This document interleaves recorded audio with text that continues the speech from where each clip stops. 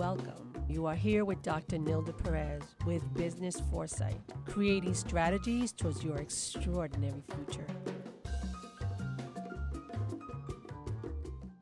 Hello, and welcome back to the Dr. Nilda Business Foresight Show. And today I have another fabulous guest. And I also want to introduce my co-host, Rachel Calderon, that is with me once again. Whenever possible, we try to bring her in. So we're here with Dr. Hypolite and my co-host, Rachel Calderon. So let me start by giving you a little history about her.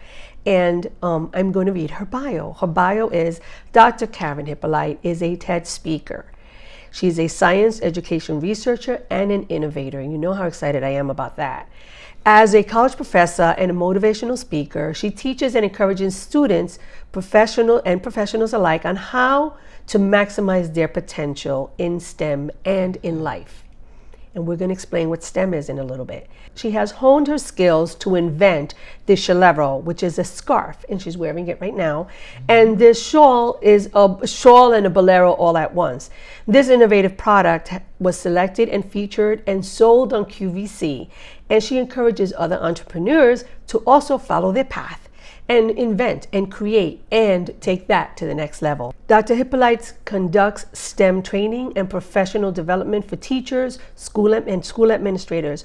Her work has been presented at state and national conferences, and she is an innovator, an entrepreneur, a community volunteer, a board chair in the Atlanta S.T.E.M Foundation, and a phenomenal, awesome Christian. So she is everything at once. So welcome, Dr. Hypolite. Thank you, Dr. Nilda. It is so good to be here. Thank you so much. I am so thrilled. I must admit, I did not find you. It was Rachel that found you. And when she started explaining to me what you were doing, and she's like, no, you have to meet this person. You just have to meet this person. And this was about 7 months ago. And as she's, explaining to me, I'm like, oh my goodness, there's another one out there, because there's so few of us innovators. There's so few and far between.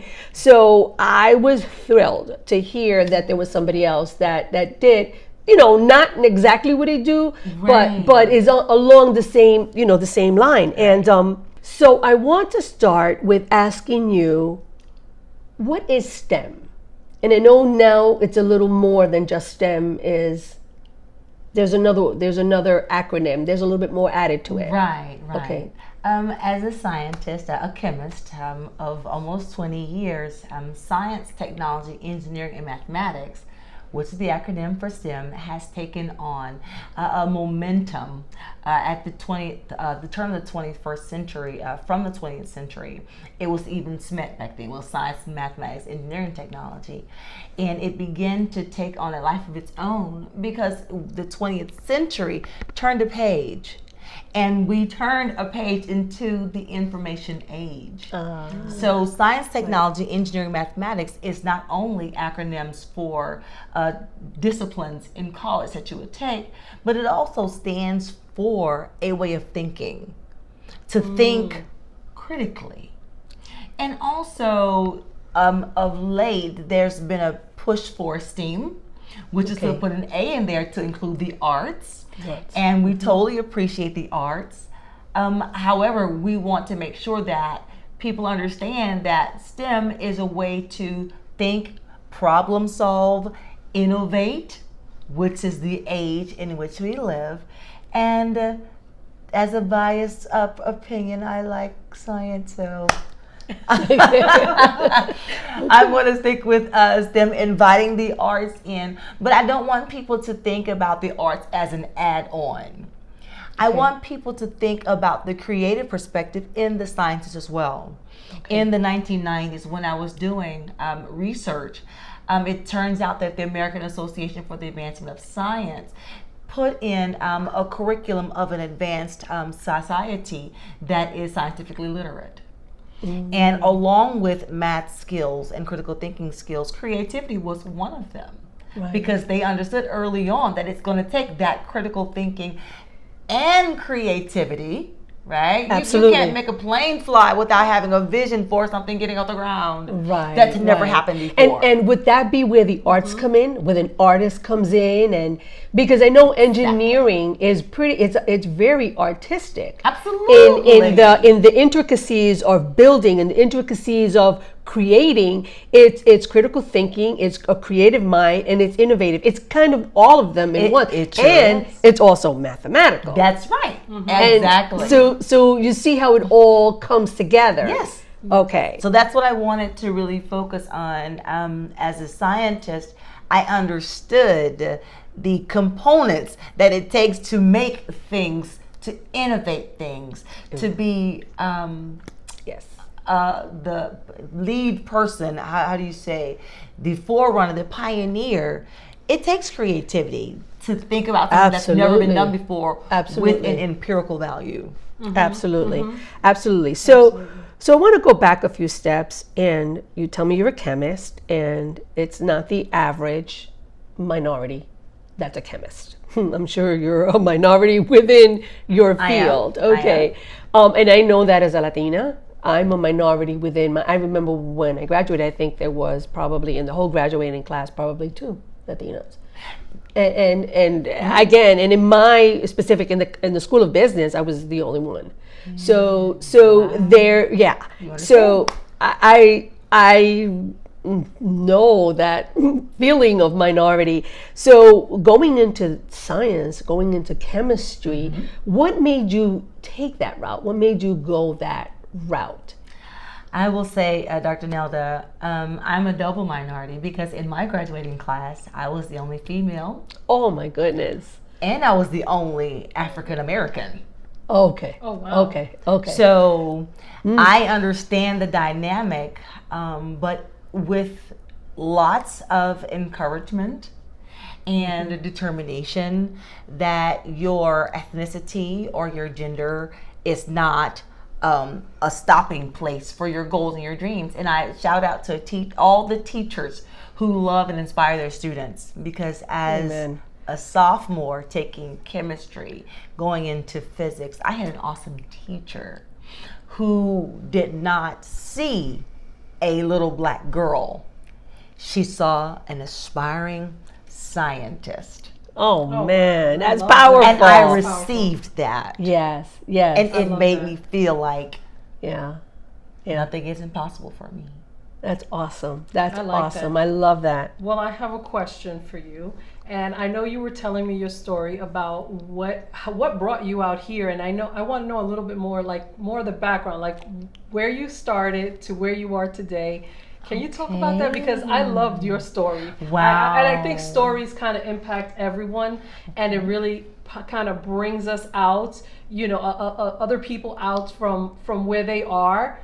And it says, well, if they did it, I can do it too. Yes, So I loved your story. Can you share your story? Stories are powerful. Yeah, they're absolutely. powerful, and Thank yours you is amazing. so much. I'm very, very grateful. I understand that there are many leading thoughts and perspectives in the world.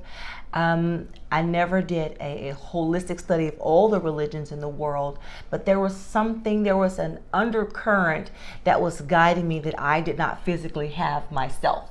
There was something going on that was pushing me and encouraging me that led me to a relationship with Christ, and that bubbling of promise, of hope, of there is something better was there through my life. And I didn't always embrace it, didn't always know what it was or understood it, but I knew that there was something more.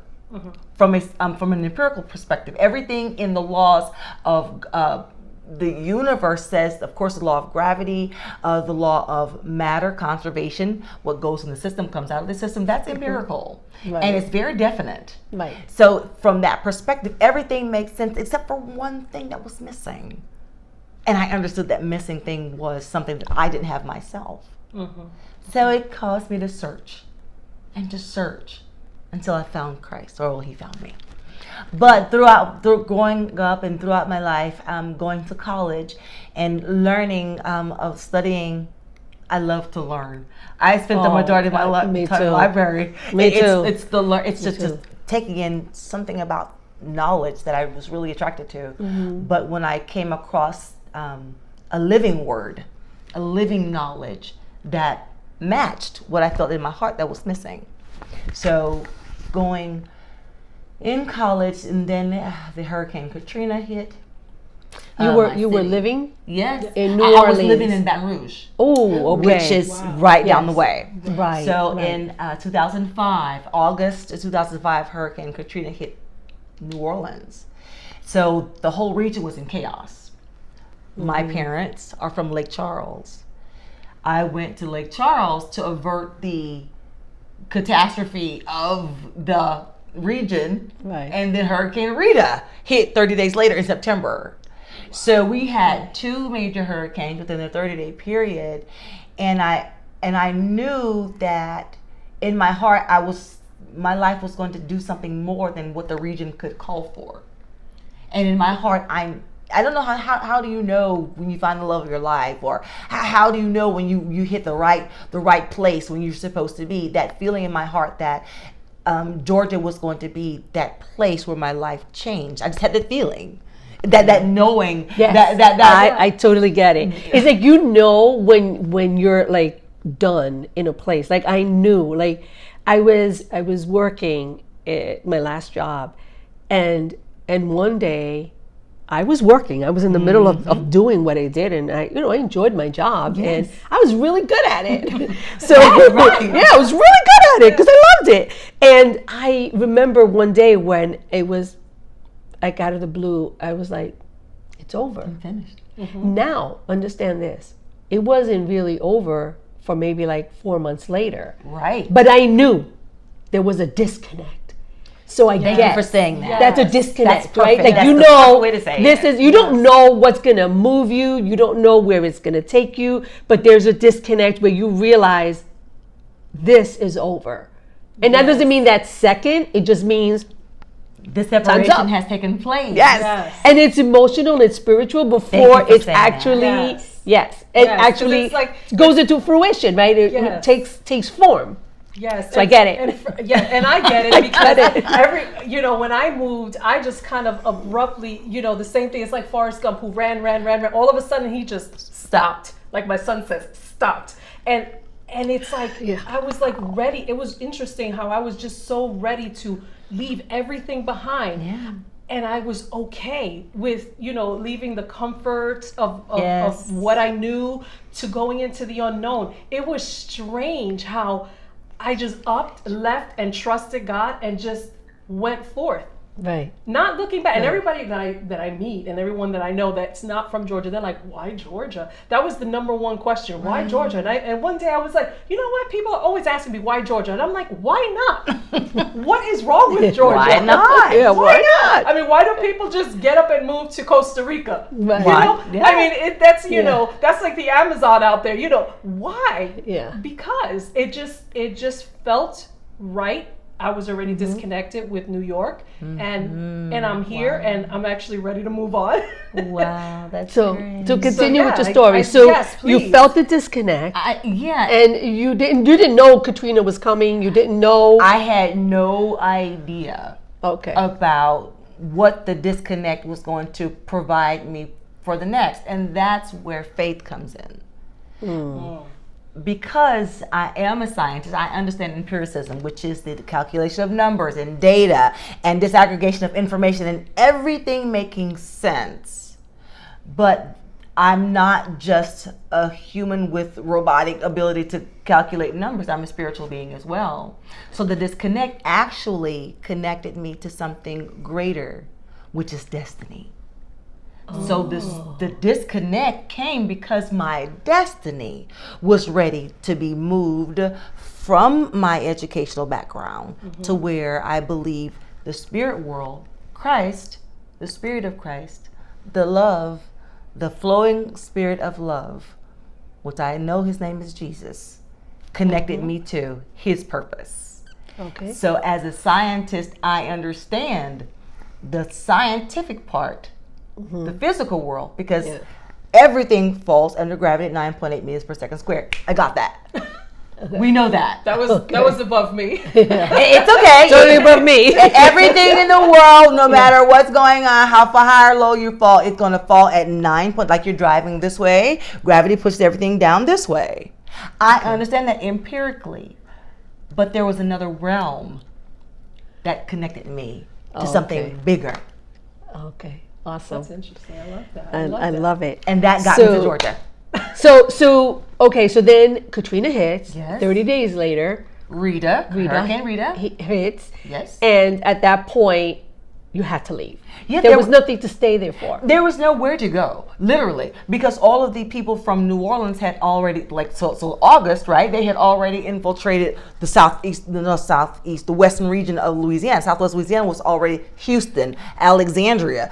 All those people had already come looking for shelter and refuge from the storm. So by the time Rita came, there was nowhere to go. So my family and I, we got in the car, we're driving, no hotels, we're driving literally for hours looking for a hotel. We go to Mississippi, we go through Alabama, no hotels. And my mom says, well, I have a brother that lives in Augusta, Georgia. So I'm driving up 10, and we take 65 north, and 65 will take you to 85 south. And it was like a strategic inflection point, Dr. Nilda. I'm driving on the 65 north, and I could either go left or go right, 85 to Georgia. There were some conflicting voices in the car. No, we need to go this way. No, we need to go this way. But remember that overarching, overabiding love that told me that I was going to Georgia kicked in like 5 miles from the exit. I'm driving. We're going to Georgia. Said, you put this wheel in my hands. I say where we go. I decide. What I say. Mm-hmm. Now, mind you, I had nothing. I had nothing. Nothing. And what do you mean by nothing? Okay, I had no house. My house was gone. My furniture was gone.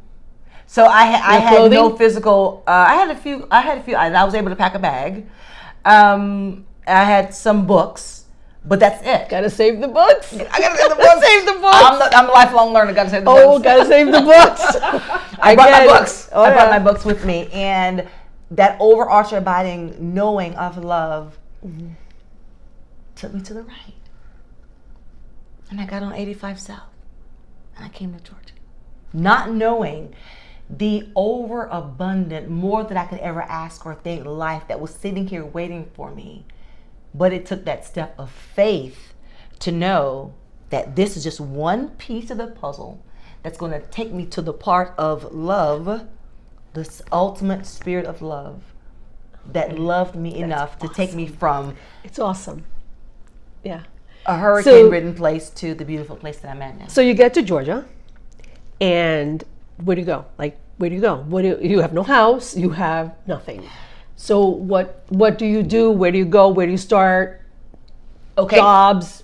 Thank you for asking. Thank you for asking. Yeah. Because a lot of times when we look at successful people, we just automatically think that a successful fairy just came and just hit them on the head. Oh, wisdom, that's the truth. Yeah. Wow, you're awesome. Look at what happened to you. But there's Right. so many steps. Yeah. There's so many steps. We I don't mean to cut you off, but It's okay. About that. I had just spoke to we had an interview with the empanada guy, which is somebody who's very successful, multi-million-dollar business, and he says I was an instant success after 12 years. Thank you for saying that. Thank you.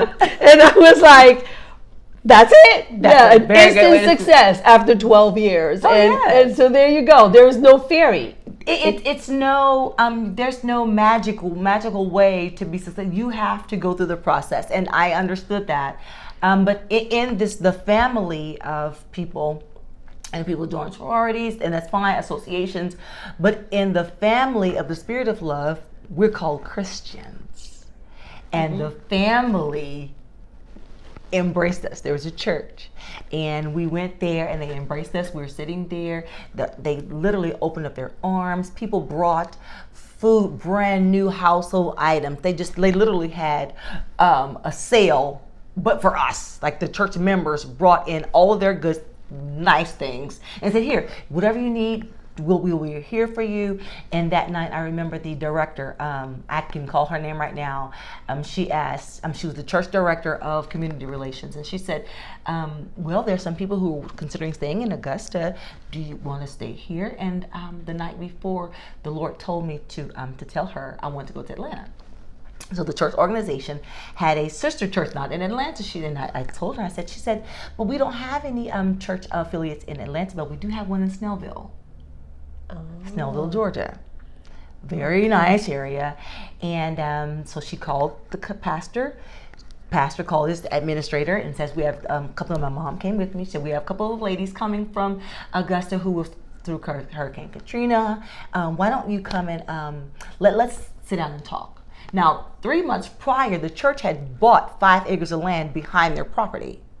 On that 5 acres of land were 5 very nice 2-story brick homes with a pool and a mother-in-law suite.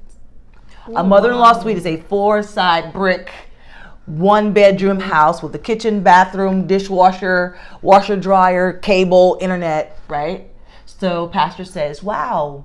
We go and meet with him, and he says, well, you know what? The home is for missionaries, but they're away. They're away right now, so you can stay as long as you like. And so my mother and I sitting at the desk, and the pastor's talking, and he says, hold on a minute. He turns around, sends a church-wide email. We have 2 ladies from Hurricane Katrina. They're here, are looking to start a new life. Anybody know of any jobs? This is the God honest truth. Pastor turns around, we're talking, just sharing about our story. I'm ABD, all but dissertation. I need to go finish my dissertation, to finish my doctorate degree, so on and so forth. Pastor, you know what that's like. Pastor gets an email, ding. I had 2 jobs, and my mom had a job within 30 minutes. Oh my goodness. Wow. Oh So my that goodness. overarching abiding love that was guiding me to a place that I did not know was guiding every step of the way, prepared already for Goes me. ahead. But I had to use the only thing that I have, which is faith, Right. to believe Right. that overarching abiding love Right. would prepare the way for me, and all the blessings Isn't followed. that amazing? Isn't that amazing? Now, with that being said, that's powerful right there. But then, now being a scientist and a doctor and all that, how did you come up with Schalero? That is just, Yeah, like I mean, right. that was just like, that talk about like the opposite of, Right, it is and it right, isn't, but just, right.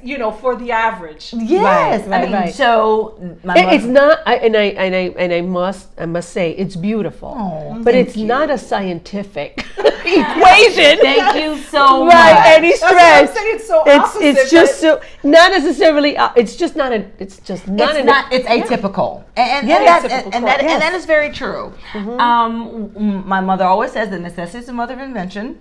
So I had gotten here just all opportunities from being a substitute teacher to being a full-time teacher to being a certified teacher to get a full-time job to buying a house after 6 months of being in Atlanta, and you know what buying a house is like, getting a new job, so on and so forth, and things begin to build and grow. And within this time frame, you finish your dissertation. I was able to go back. I would drive all night, go talk to my professor, get my corrections, get back in my car and drive to Atlanta. And I did this for almost a year.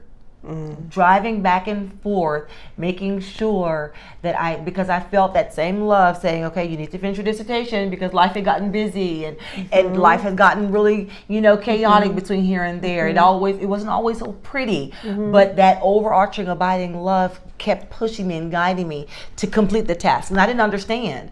Why would I get a degree now? I already have 2 master's degrees. I'm fine. I can teach on this and I can retire. But that was my story. That's what I thought. But love had a different plan for me. So one day I was on my way to a meeting, and I always did have a penchant for business. Sold Mary Kay, Melaleuca, Excel, when you could sell long distance. I always did have that kind of penchant for that. But I never did go into full-fledged business like a corporation, something really big, But when I was on my way to a meeting, I didn't have a jacket. And I was like, oh, what do I do? So what do? You improvise. You get something, you shimmy it on you, you pin it down, and you move on. And I didn't think twice about it. I just did it, right? I had a sleeveless dress on. It was very nice, very classy, but I needed that extra edge. So I just kind of put a scarf on me, towel, something, and just kind of shimmied it, and just, went into the meeting, with no problem. Nobody ever knew the difference. And I didn't think twice about it. When the meeting was over, I took it off, threw the pins away, and it kept moving. But in 2012, I lost my job. Got my doctorate, then I lost my job. Like, what kind of sense does that make? Yeah. I graduated with my PhD on July the 12th. I lost my job on July the 31st. Like, that doesn't make sense. Mine was July 17th, and I don't remember dates, but I remember that one. I know, right? Yeah, July seems to be one of those months, huh? Like really? Yes. So I'm sitting in my house, and I'm thinking, okay, what do we do now? And I have a little money saved, but that's not going to do it. What now? And it was as if, you've seen The Matrix, right? The Matrix. Mm-hmm. It was as I saw that same love, that same knower, because the love and the knowing that comes from the Holy Spirit and the Spirit of Christ is not empirical. It doesn't. You can't explain it. Yeah. You don't have a number to put on it. You just know. You knew your spouse. You knew that. You just kind of So it was like a dream or a vision, but I saw myself do this. Okay. I saw myself do this, and then I saw the logo like all at the same time, and I knew in my heart that was going to make this happen. I didn't know how, but I knew that, like, the logo, the label, all of it. I knew that it was going to be something special. And so it was like love telling me, okay, this is your next step. I didn't have an investor. I didn't have a prototype. I got on my floor. I got pen and paper. And I said, okay, well, I saw it. I was like, well, how do you make it? How does this become marketable? And so I go through the process, and then I go searching out, finding people, prototyping, and investors, and venture capitalists, and I'm needing an attorney. I spent lots of times with lawyers. And then all of a sudden my dad's retired, and he was watching QVC one day. And they used to have a program called Sprouts. So that's when they're calling for inventors, innovators to submit their work. So now, which is very rare. Very rare. And, right. And not only that, but they get 500 submissions for products per day, like on a regular basis. Wow. 500 per day. Yeah, they do. And in 2014, the Schalero, my invention, was chosen to be one of the there were 6 of us, Sprout inventions that was featured in 2016. And we went through conference calls, and they flew me up. I had an opportunity to, we had breakfast with the VP. It was an incredible experience. And the buyer told me, I can see her now, she said, when we saw that product, when we saw the Schalero, I knew I was going to buy that. And I've been on ever since. Wow. And that's been since 2014. I was just there in April. Okay. Wow. So the Schalero is now a marketed, well-known product. Oh, absolutely. Amazing. We're sold in boutiques all over. We have people calling me all the time. Okay, how can I get the Schalero in my boutique? How can I sell the Schalero? I mean, the brand has proliferated beyond my wildest dreams. And I have a picture, and I'm going to share it with you. I don't know where it is. I'm going to find it. Yeah. But when I first came to Georgia, I was sitting in a church basement with my niece and nephew on my lap. And I had this huge smile on my face. And it wasn't because I had everything, but I had everything. Okay. I love it. I love that. So your steps have been, I mean, again, the norm is when you see somebody down, you go, oh, wow, that person will never get up again. Something like Katrina, there are hundreds of thousands of people who have never been able to bounce back. To this day. To this day. Very true. Yeah. So typically when you have that kind of loss, I mean, and people lost personal records. They lost, I mean, they had no ID. They had no birth certificate. I mean, so because we talk about the furniture, but all of that stuff can be replaced. Right. But how do you replace trying to find yourself? Your identity. Because your identity is gone. That's right. Gone. You no longer exist because everything that identifies you is gone. That's right. So That's right. many people have not been able to come back from that. And you did not only come back from that, you have excelled exceedingly and abundantly above anything that you can think or imagine. Oh, absolutely. So that's amazing. That in and of itself is amazing. And what would you say at the core was that kept you going? Because I have to tell you the truth. That's something that can literally give you a nervous breakdown. Oh, absolutely. Yeah. That can, yeah. The uncertainty. You don't know where your next meal is going to come from. You don't know where you're going to sleep. You don't know who's going to be watching over you, where you're going to go. There were so many crimes, and I hate to say, that were committed because of people taking advantage of the vulnerable. There was an air of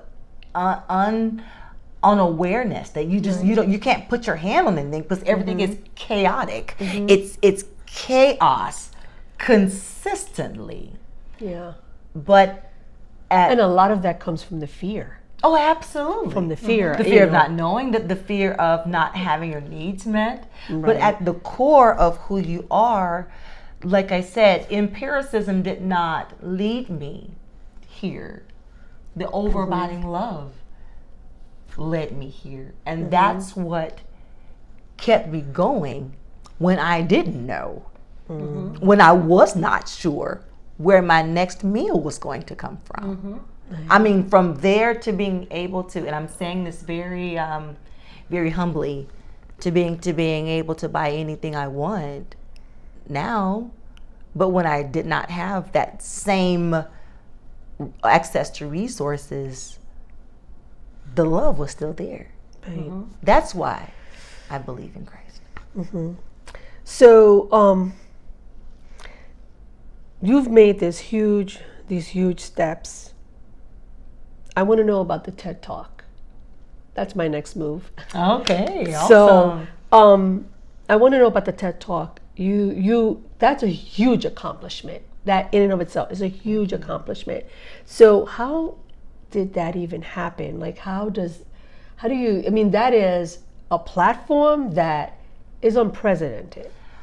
Let me go back. When I was here in 2008, my doctorate was not completed. I was ABD, and I was exasperated because, as you can imagine, you go through an emotional roller coaster. So you go from knowing to what you're going to do to not knowing what you're going to do.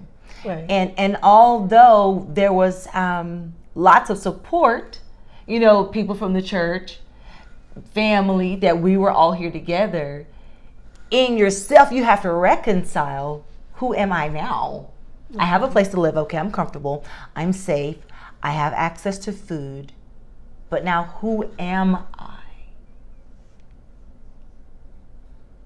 What defines me? I thought it was my job. That was God. I thought it was my education. That wasn't completed. What makes me me? Deep. When love is guiding your life, you have to always go back, like a soldier who's going out to war. They always have to go back to headquarters. If they get lost in the woods, they always go back to headquarters. They're looking for their commander in chief to give them their location if they can't know where they are. My uncle is a retired soldier, and he said sometimes that he would go and his assignment would be to like they needed communications between platoons or something. And then he had to set up literally a communication line like 5 miles apart with like minimal equipment. He could not see, so he was always calling base to complete his assignment. Right. Right. So what do you do when you don't have an identity or can touch your identity? So I'm ABD. I'm almost finished. I think thankfully I was able to kind of get that focus. Okay, I need to finish my degree.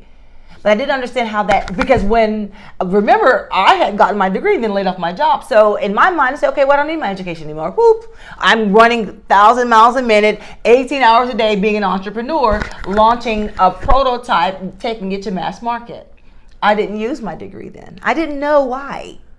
It's like, okay, well, maybe God was just letting me be busy until it was time for me to really make $1 trillion.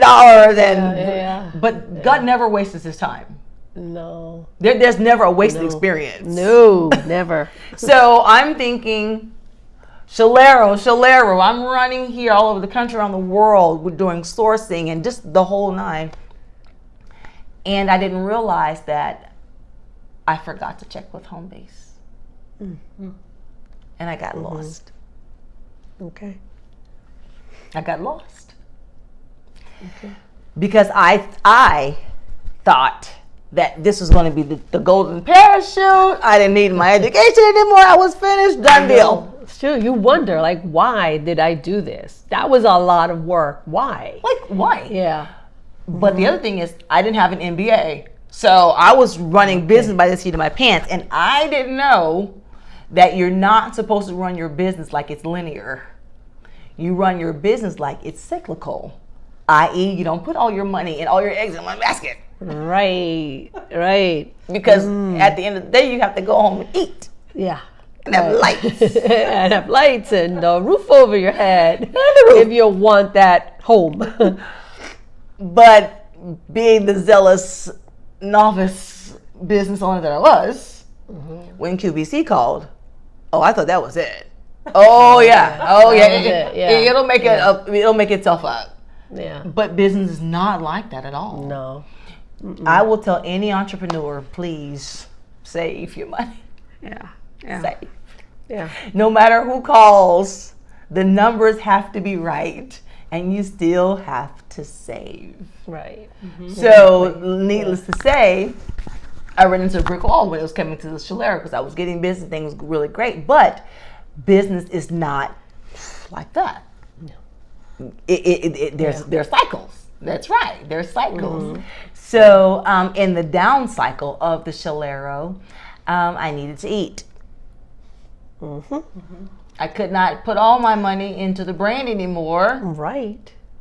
Because the brand wasn't giving me money out fast enough that I was investing into it. Right. So I said, what do I know how to do? Oh, wait a minute. I have a PhD. There you go. Right. That thing. Oh, wait a minute. I am a doctor. Right. Right. So, and this is God honest truth, and I want your listeners to understand that when you are cultivating a relationship with the Spirit of God and love, you begin to hear His voice and understand what that relationship means. Because in business, you don't have all the answers, so you're going to look for them from somewhere. Right. Even with a business degree, you don't have all those answers. That's right. They're just not readily available. You know, we would wish, but honestly, because it's not linear, because everything doesn't always equate. That's right. Because it's not mathematical or scientific. That's right. That it always works. Business ebbs and flows, and if you don't have somewhere to hang because it really, you know what, it hurts your from the core. Oh, absolutely. From the core, because to me, a business is like a baby. Oh, like you give birth to it, you raise it, you pour everything into it. Everything that you have, all the hours, the time, the strategies, you pour so much into a business, And when it's not working out, and that doesn't mean that it's going to be permanent, but Right. at the moment, it feels like it will never, because you had a slump that you feel you'll never come back from. It really can destroy you from the core. Oh, absolutely. From the core. Because from 2012 to 2014, I ran, it was Schalero, morning, noon, and night, 18 hours a day, literally, meeting this, that, and the other. So when you really pour your whole soul, and then when it did, like, I was like, woo, woo. And at this point of the curve, I had to take a step back because that's when the soul part was, oh, so you, I mean, you know. Yeah, it's painful. It's painful. It hurts so bad. It does. You could either go into a depression. I'm telling you the truth. Oh, I know. You can either go into a depression.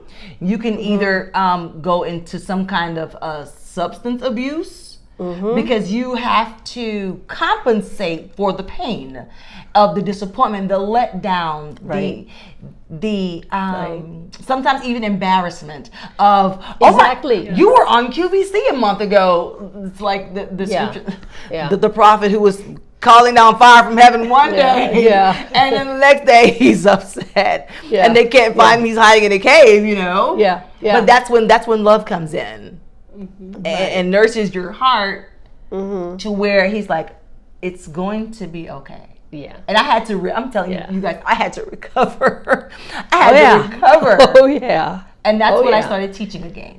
Okay. So then he started but it's all part of the process. Thank you. Because I have found that for me, teaching has helped me learn. Oh, and absolutely. it's amazing. Like, how do you teach? I'm teaching students that I'm actually learning from also. Absolutely. It's so reciprocal. Oh, it's absolutely. Such a, I am reading papers. I am reading concepts. I am looking at their growth. And I'm actually learning from them. And to me, that is humbling. Oh, wow. Because, I'm the one with the big degree here. I'm the doctor. And they're the students. They're not there yet. And they amaze me. But I think that part of that is, God showing me that you always learn. You always have to be. That's right. You always have to be open to learning. You always have to be open to putting yourself in that place where, you're going to. Your students may sit at your feet, but now you're sitting at theirs, and that's important. Right. Oh, absolutely. It's I all have to tell part you, of that process. there is a book that I read by Ira Shawl years ago, and it's called The Courageous Follower. Oh, and nice. It is powerful because it talks about just that. It talks about being a leader, and the best leader is also a follower. That's right. A humble follower, a servant is always giving, is always open to sharing, and always honors who he's learning from. That's right. Oh man, that Opening is yourself up to be vulnerable and not have all the answers. It's very freeing. Oh yeah, it is. But by the same token, that may be freeing on the one hand, but people often see that as a weakness. They see it as a weakness, and that is, that's what you have to battle with. By doing this, am I demeaning myself? Am I less than? Am I showing my vulnerable side? Should I even be doing this?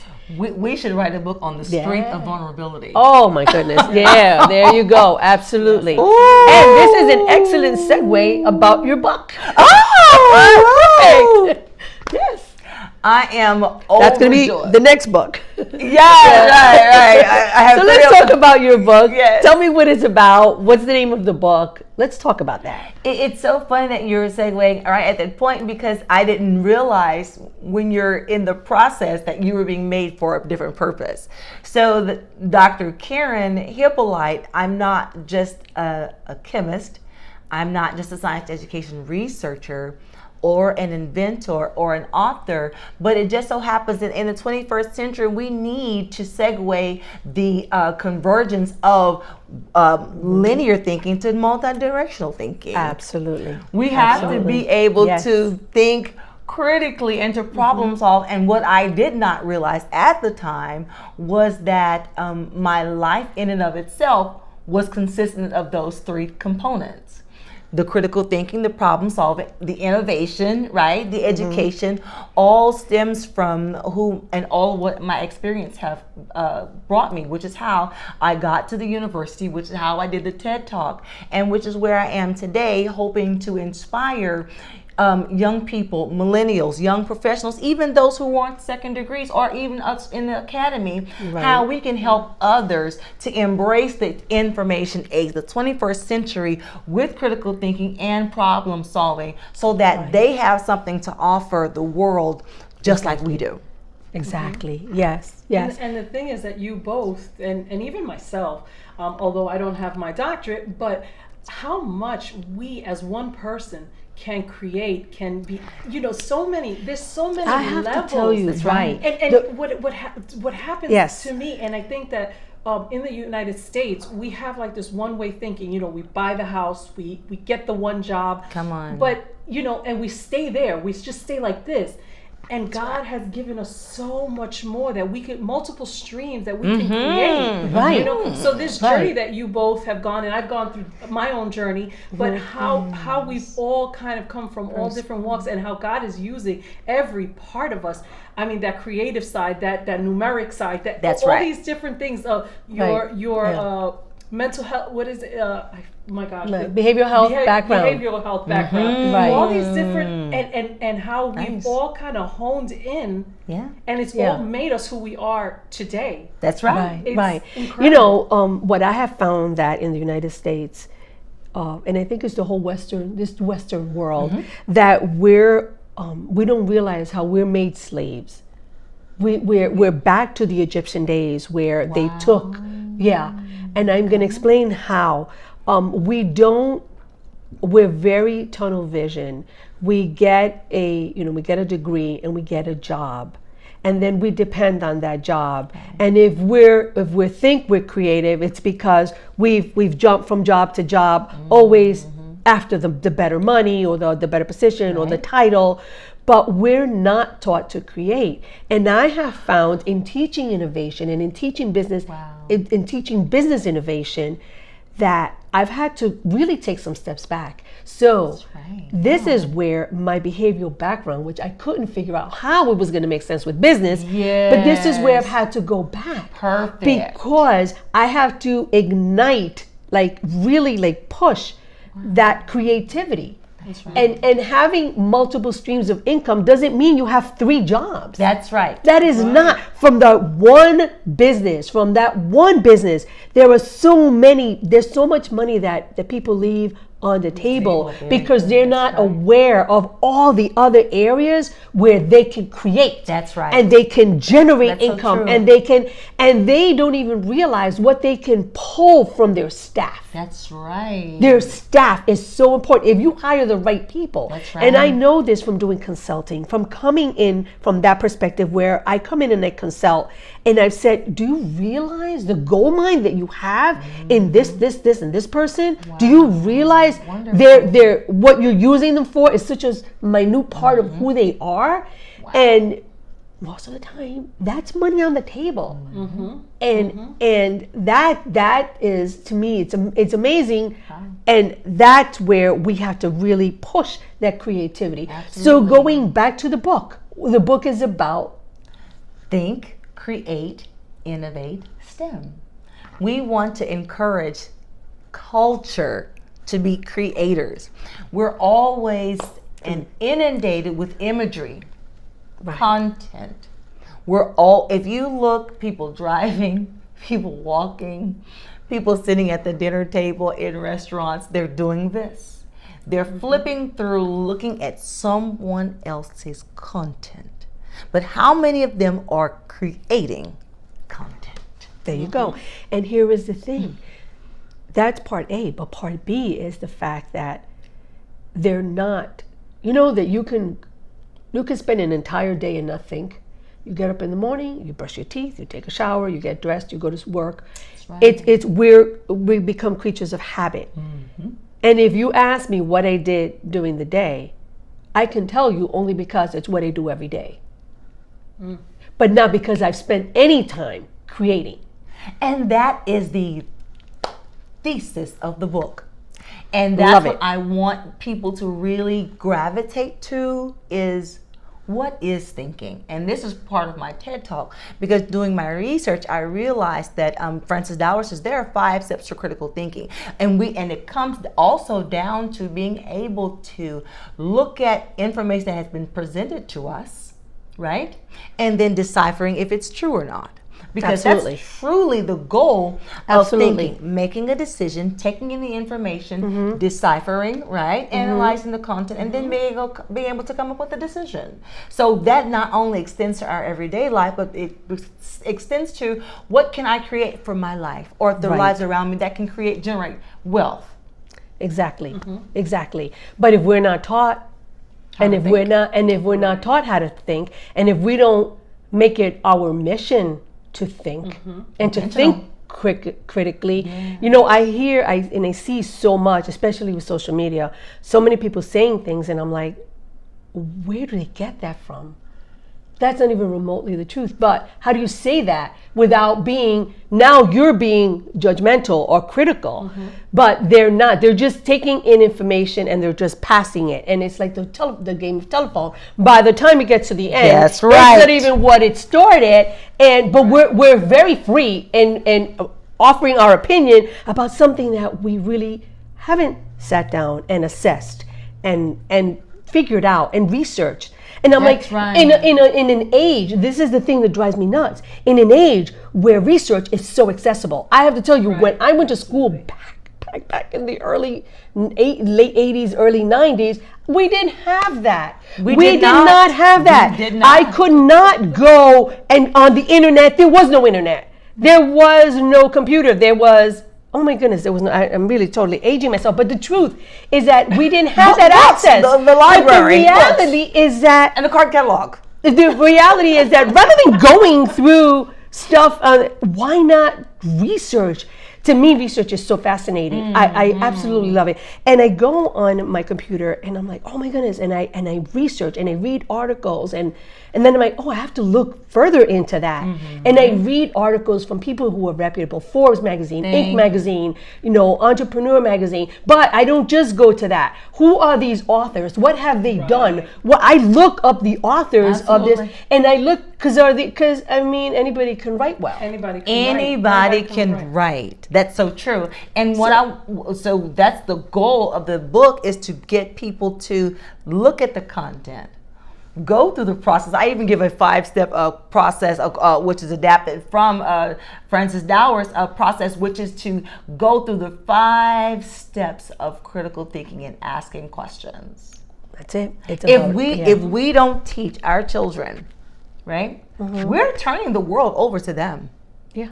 And if we don't take the responsibility Absolutely. of tooling them and arming them with the tools that are necessary to engage the world from a truth perspective, then anything will go for them.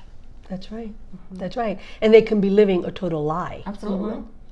A total lie. Like Stepford Wives, we can all be there if we don't think critically, if we don't program ourselves to take time to read. Read.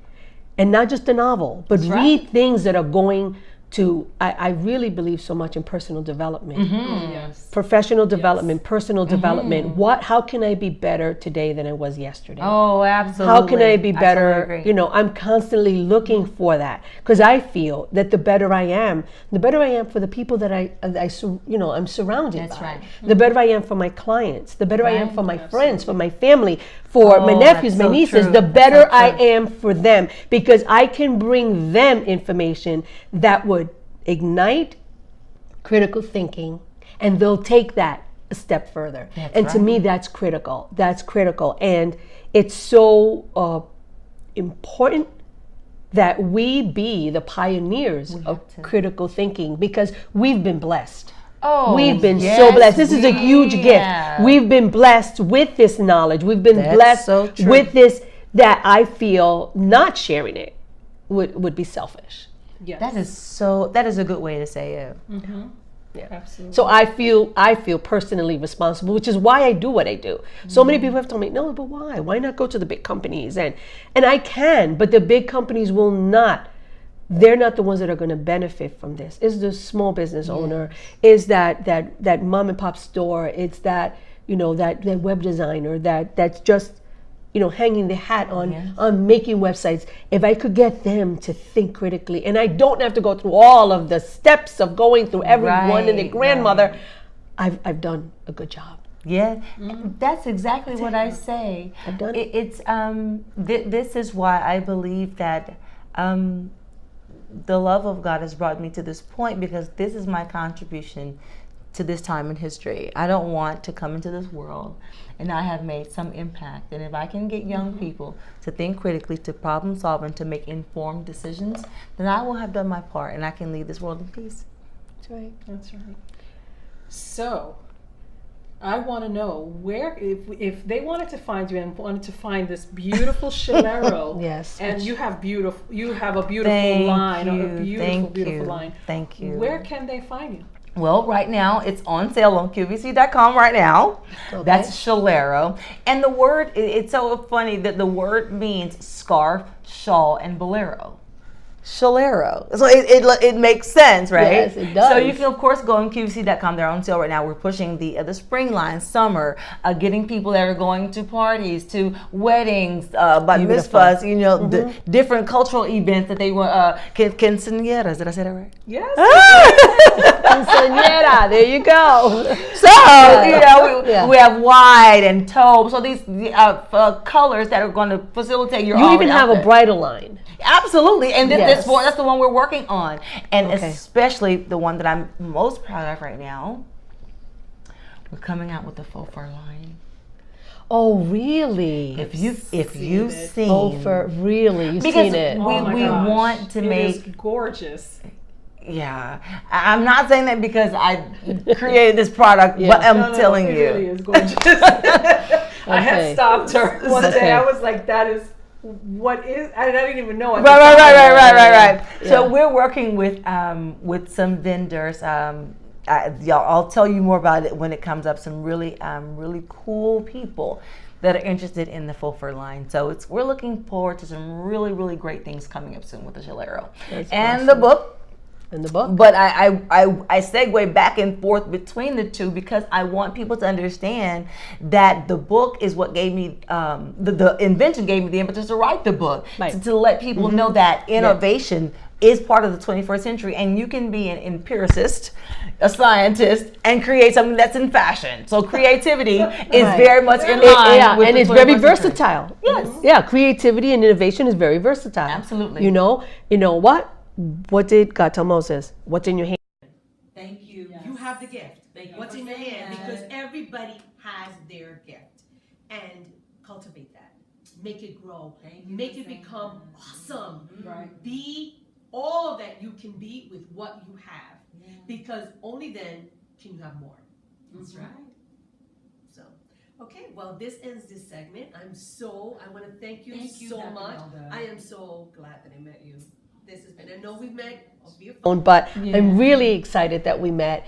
And again, if you want to know more information about Dr. Hypolite, about the Schalero, everything is going to be below. And I want you to look at that because she really has an amazing line. And I also, if you walk away with nothing else, the takeaway is create, innovate, be all that you can be with the gift that you have. And this ends the segment. Until next week. Bye. Bye. I want to thank you for being with us on Business Foresight, always creating strategies towards an extraordinary future. Remember, I'm here with you with strategies every Saturday. I'll see you next week.